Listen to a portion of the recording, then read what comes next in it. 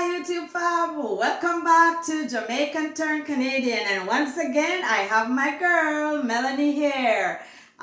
So before we begin, I want to invite you to subscribe to my channel, like this conversation, and share it with a friend. And don't forget, Melanie also has a channel. It's called Country White Jamaican. Country White Jamaican. There you go. Subscribe. And at the end of this, if you didn't watch the first video, we're going to put a link to that video in here because you need to watch it because it was fun. Yeah. All right. So what are we going to talk about today? Well, we've decided that we're going to talk about more culture shock, of course. More culture shocks. And We have so many culture shocks that it's not even enough, these few videos that we're making to cover these culture shocks, right? Yeah. So I'm going to jump right in. I'm going to jump right in, and I'm going to start by talking about when I come to Canada, my culture shock with getting a driver's license or buying a car. So when I was in Jamaica, when I was getting ready to come to Canada, I was very meticulous. I was putting my things in place. So one of the things I put in place was when I sold my car in Jamaica, I took the money specifically because I know I had 3 kids. I came here with 3 bambinos, little teeny weeny ones. You came here with kids? Yeah, but they were big. My kids were like, well, my youngest one was 11. Oh, that's not bad. And the next one was like 18. So, yeah. Well, okay, so my bambinos were 4. They were twins, 4, and one was 9. And he had a disability. So we needed to make sure that once we hit the ground, we have transportation. Everything set. Everything set. So when we sold our car in Jamaica, I put the money in an envelope and I put on it car. And that money was supposed to come here and buy the car. Melanie, when we landed, the same week we landed, in fact, it was so bad that we had to rent a car the first week. There's no way we can move around with these 3 babies. No, of course. Without a car. And we're not used to taking the bus in Jamaica. So we needed to hit the ground running. Right. So when we came here, I went on the internet and I started searching and I found a nice Honda Odyssey. So the thing with the Honda Odyssey, why I was stuck on it, is because it has this deep hole in the back, which fit my son's wheelchair perfectly. No other car had that. Yeah. So I was like, okay, let's go get it. To go. So we went and we paid down on the car. Melanie, when we were ready to take the car away, the guy said, okay, I'm going to need your driver's license so we can insure the car. So we can register the car, and you need to come with the insurance. Call the insurance company. They said, what's your driver's license? I told them. So they go, that's a Jamaican driver's license. And you're like, I know. I said, I know. And they said, where's your Canadian driver's license? I go, I didn't get that yet, but I'll be getting that later soon. And he goes, well, we can't insure you on a Jamaican driver's license, that's for sure. And the guy goes, you can't give me your Canadian driver's license. I cannot insure the car.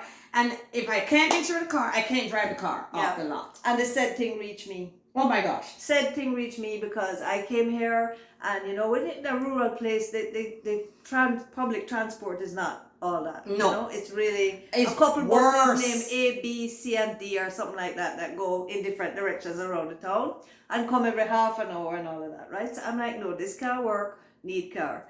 So decided to go and get a Honda Accord, right? And I go to do my little research, find it, decide the color I want, the year, there was a new car, everything, and I'm like, yes, I'm ready, right? Sign up, call up with the guy, and then I say, okay, let me just do a little due diligence now. I'll look up and see the steps to buying the car so that I have all my ducks in a row. I mean, I go down through the step, then I'll come to need Canadian license. So I have to go for insure. And listen to me, decades when I drive car in Jamaica, and I come here, you have to go to the what name? DMC. What we name I don't even know. I was so shocked because guess what? We know. It's not like we don't know. We do our research in Jamaica, and we know that when you come to Canada, you're gonna need a Canadian license. But little did we know. Not only that, little did we know that you have to go back to driving school. Correct. They call it a G1. We're in Ontario, so every province have their own rules. In Ontario, you have to go and do a G1, which is like for read. Show them, say, how to read signs out the road and you know what the signs mean. So you have to do a read. Study a book because the rules are different here to there. I didn't even study the book because I knew it already. I've been driving for decades. And some of the things are just common sense. True. So I didn't even bother read the book. But I was so shocked to know that they wouldn't let me buy my car. You can drive here on your Jamaican driver's license, is what I'm saying. Yes. If you can drive here for 6 months on your Jamaican driver's license, I thought that we would be able to now just morph into the process and just use our driver's license, get an insurance until we're ready to switch over. Baba, never work like that. You gotta go drive for your license. So, and enough how we go drive for the license. We feel it because we're frightened. We don't remember how to drive for license. We know how to drive, but we don't remember to drive for license. And here, they have different tiers of license. So you have the G1, which is a reader's license, and then you get a G, which a G2, which is a lower tier license from the G, which is, they call the G2 the novice. So I was on a novice license for 5 years because I couldn't be bothered to try out for the G. Even though there's a tip sorry to cut you, but there's a tip for if you're coming from Jamaica to Canada and you've been driving and you go to your insurance company and you get them to write a letter to say that you have a clean record. And you've been driving for X amount of time. I got that too. And so what that meant is normally to get a driver's license from start to finish in Canada take 2 years. And that's only if you say you had it for 5 years, the first one. So if you drive for a year, you can then take the next test and drive on the highway. I could do it for 6 months. Right. 6 months you could do it for. But you get Melanie, it cut down. I wasn't like, I didn't know. It didn't matter to me. The G2 and the G is the same. Them say one is novice and one is... Yeah, but as long as you can get from you drive from A to B, it's the same thing. It don't matter. Yeah. So I wasn't like struggle again because I struggled to go get the G2. And you could get the G right away because we've been driving for years. Right, if you get that letter from your insurance company. If you don't get that, you're going from the 2 year thing. No, you could get it even here. You could get it at the Jamaican consulate. But I'm saying, I'm saying like it was a shock. And then, so it took me a while. I couldn't get my car. So now I have to go take the bus with my 3 little baby them. I have to be taking the bus. So that was another culture shock. What was your culture shock? Oh my gosh. Did you have a culture shock? No, she never took the bus. No, I never. Well, when I came here first to go to university, I took everything. I took the train, the GO train, the subway, and then bus. Yes. Because all my friends lived out in Scarborough, and I was in that on some of the time. Hated the subway. Subway, and then they take it out to the furthest point. Then you have to go take bus to go a little further again. Can I tell you something about the subway? It's dark. It dingy. Every minute train brought down. The train broke down every minute, they lock up underneath the ground. Because the subway is like a tube in the ground. It's like a worm in the ground, underground. How much feet under? Like about 6, 8 feet under there. Yeah, and sometimes you go in a tunnel and everything light turn off. And you only hear crack. Sometimes mad people jump on the train, them lick them, kill them, and the train stall under there. You can't come out. I hate the subway, so that's another culture shock for me. I was like, I rode the subway so many times. I was afraid of it. Yeah. To be honest, it's not my thing either, but the lucky thing here is that the Canadian subway system is kind of simple in comparison to like New York City and England, right? Like it's basically one north-south and it loops at the bottom at Union Station, and then it have one long east-west that goes this way. So, it's really not hard if you know where you're going and you look at the map. It's not going to mad you like some of them multicolor maps in New York City that will make you twatter. But the thing is we want to talk to you about is make sure you realize that when you're coming to Canada, yes, you've been driving for decades in Jamaica or wherever you're coming from, but you're gonna have to do that road test and you're gonna have to do that written test, and you can't insure your car because somebody would have to insure the car for you in their name, and that's another whole dilemma. That's another whole story. Yeah, because that costs an arm and a leg to take off back their name off of your papers. Yeah. So that was a big shock for me, and so I had to take the bus for a couple months before I could get my driver's license, and me and my children them. Yeah. And that lead into a whole new story now about mannerism. Oh my goodness. Mannerism. So I must tell you a little bit about this now. So it's a culture shock, really, when you come out of the hills of Jamaica and you step off and you come here, even though it's rural, right? Hey, it's two different worlds. Trust me when I tell you this, okay?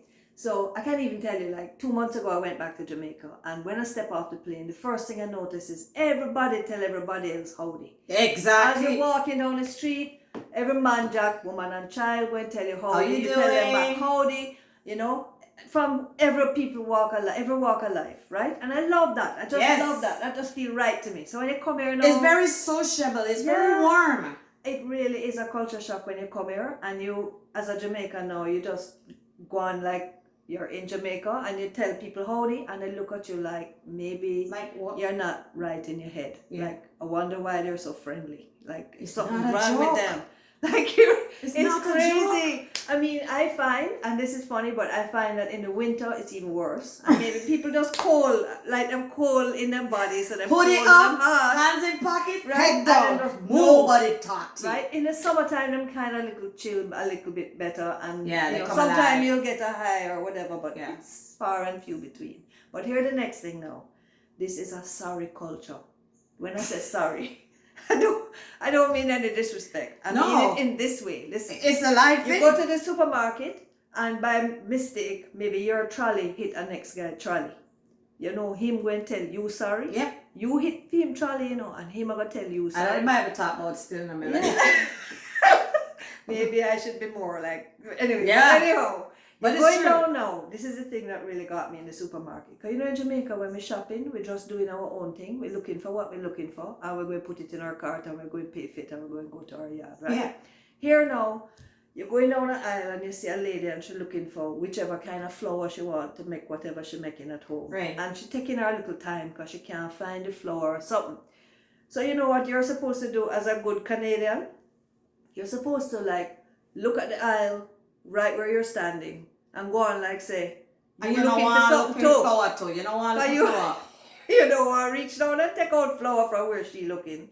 And you don't want to really walk between she and the flour shelf Yeah. to go about your business. And you So don't want to say, excuse me, can I take that up because that's not right. Right, so you just have to like turn where they just stay there. Yeah, right? in Jamaica, you just say sorry and you took up your flour and you go on here. But it's You what gotta I see wait. people doing. Like you learn from what you see, right? Yeah. And I see people doing this, and I like they don't want to walk between. And of late, you know, sometimes you're up on a haste, and you have to forget where you're going and Yeah. do your thing. So sometimes I would just say, no, excuse me, and I'll go through. Yeah. But they look But they look at you like you're like, rude. like it's a big deal. Yeah, because you're supposed to wait and just not say anything, you know? So It's a culture That's and you different, can't guys. complain. that's different. And you Okay, know, in come. Jamaica, like if you bore somebody and go in the line or something, Bore somebody a long time that you're there.